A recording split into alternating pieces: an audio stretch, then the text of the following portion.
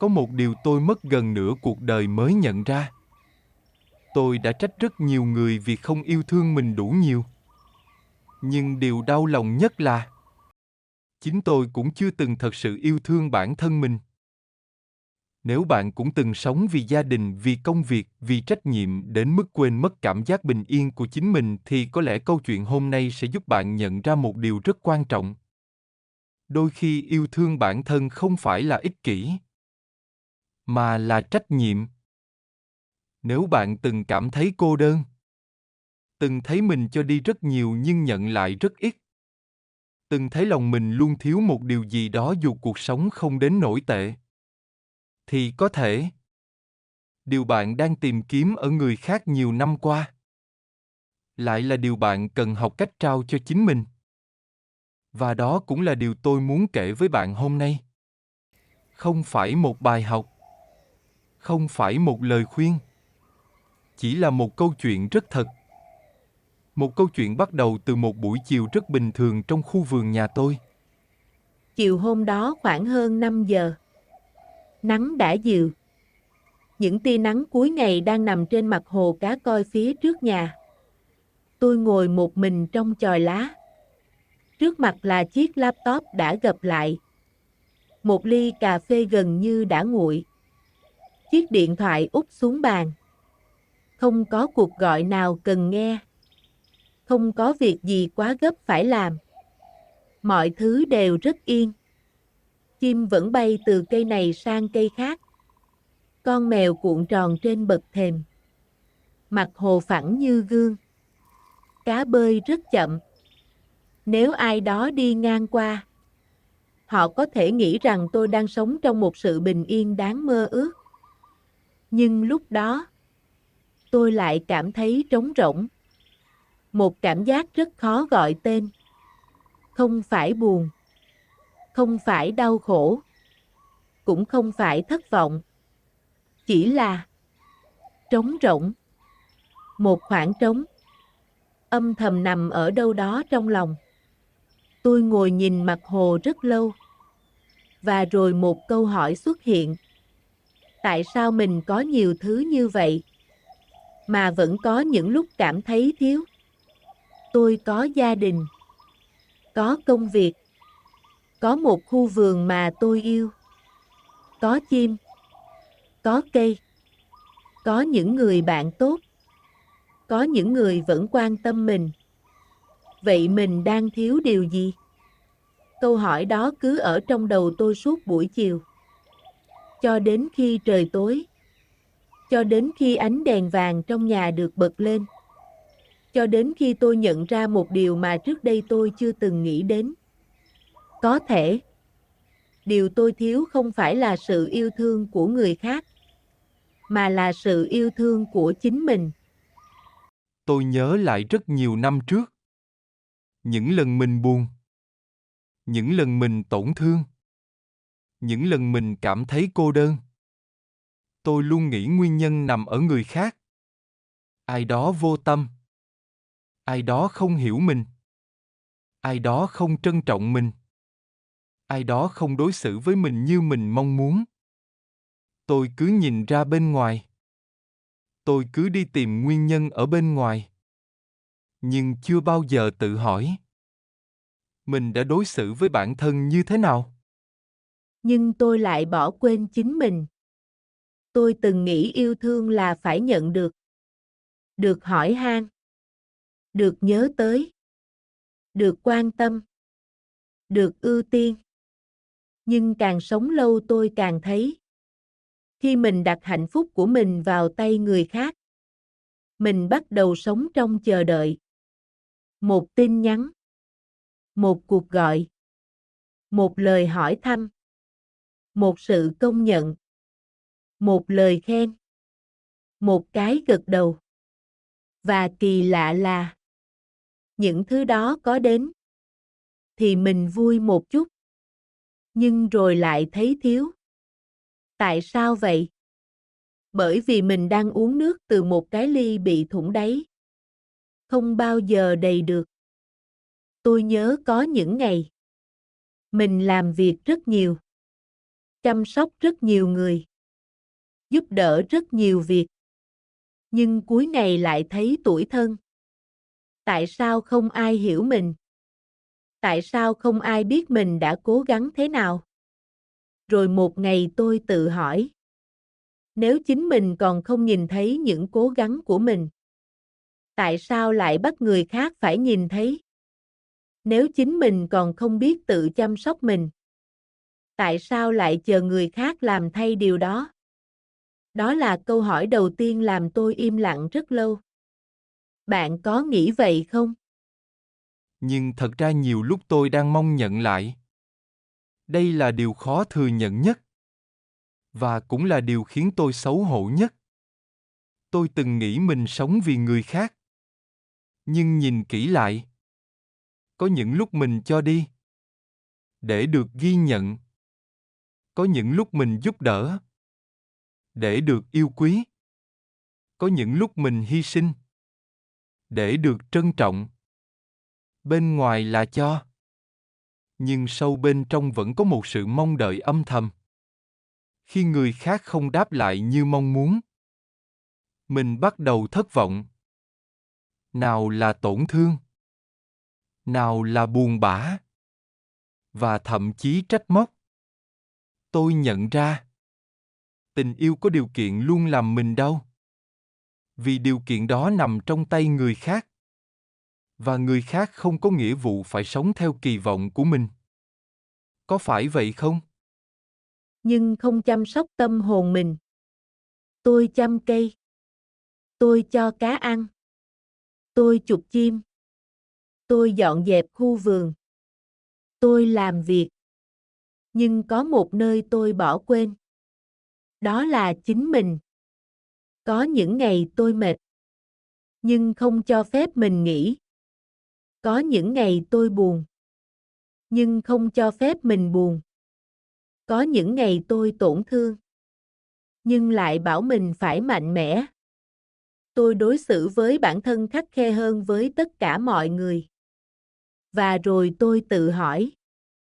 Nếu có một người bạn sống như vậy, liệu tôi có thương họ không? Chắc chắn là có. Vậy tại sao tôi lại không thương chính mình? Tôi đã từng quên mất giá trị bên trong.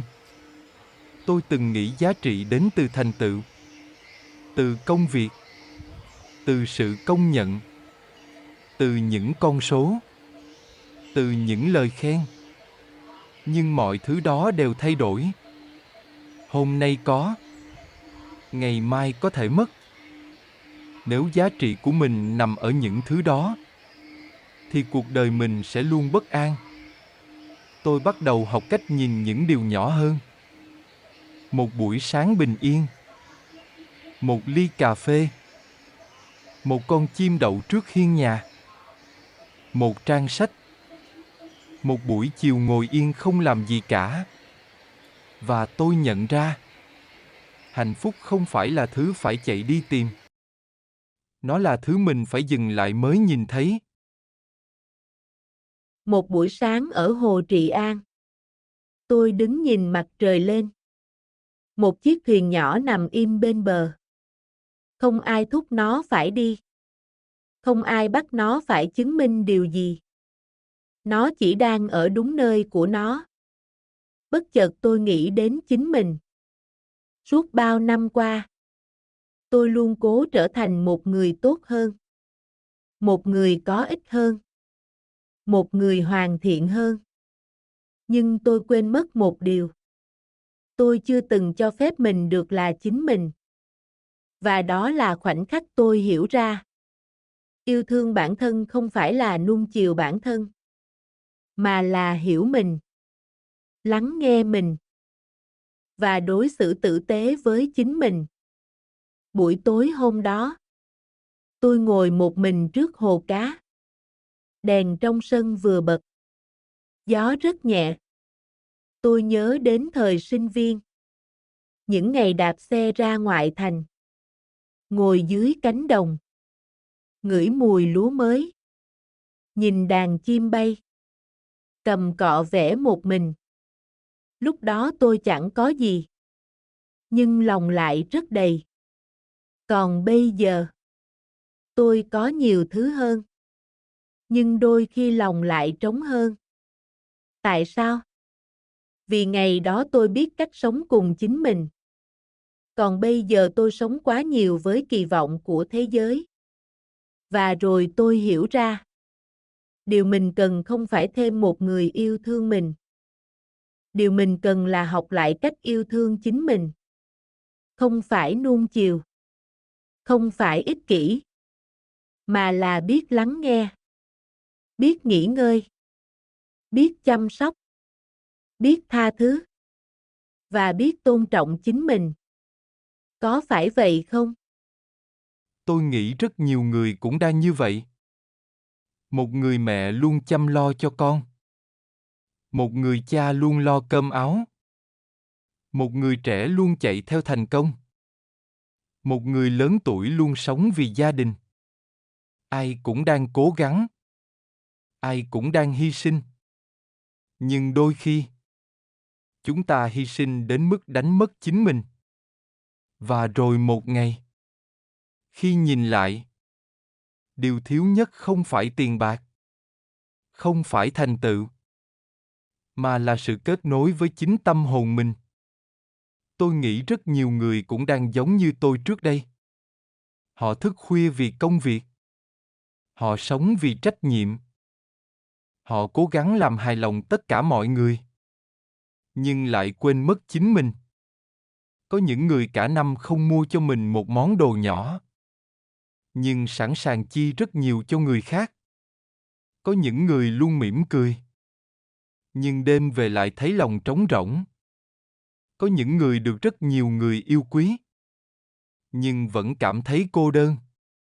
Không phải vì họ thiếu tình yêu, mà vì họ chưa nhận được tình yêu từ chính bản thân mình. Và đó là khoảng trống không ai lấp được ngoài chính họ. Bây giờ tôi vẫn sống cuộc sống bình thường. Vẫn làm việc. Vẫn có trách nhiệm. Vẫn đối diện đủ loại áp lực. Nhưng tôi học được một điều nhỏ. Mỗi ngày, tôi dành một khoảng thời gian để trở về với chính mình. Ngồi yên. Đọc vài trang sách. Nhìn đàn chim trong vườn. Nghe tiếng gió. Uống một ly cà phê. Hoặc đơn giản là đặt điện thoại xuống. Không làm gì cả. Những điều nhỏ bé đó lại chữa lành tôi nhiều hơn tôi từng nghĩ. Từ ngày đó, tôi bắt đầu thay đổi những điều rất nhỏ. Tôi ngồi uống cà phê chậm hơn. Tôi đọc sách nhiều hơn. Tôi bớt cầm điện thoại hơn. Tôi ngồi nhìn chim lâu hơn. Tôi đi dạo trong vườn nhiều hơn. Tôi cho phép mình nghỉ ngơi khi mệt. Tôi cho phép mình sai. Tôi cho phép mình chưa hoàn hảo. Tôi học cách đối xử với bản thân bằng sự dịu dàng mà trước đây tôi chỉ dành cho người khác. Và thật kỳ lạ. Khi mình yêu thương bản thân đúng cách, mình cũng dễ yêu thương người khác hơn. Ít đòi hỏi hơn. Ít trách móc hơn. Ít tổn thương hơn. Bình an hơn. Sau rất nhiều năm, tôi nhận ra một điều. Người ở bên tôi nhiều nhất trong cuộc đời này không phải cha mẹ, không phải vợ chồng, không phải con cái, mà là chính tôi.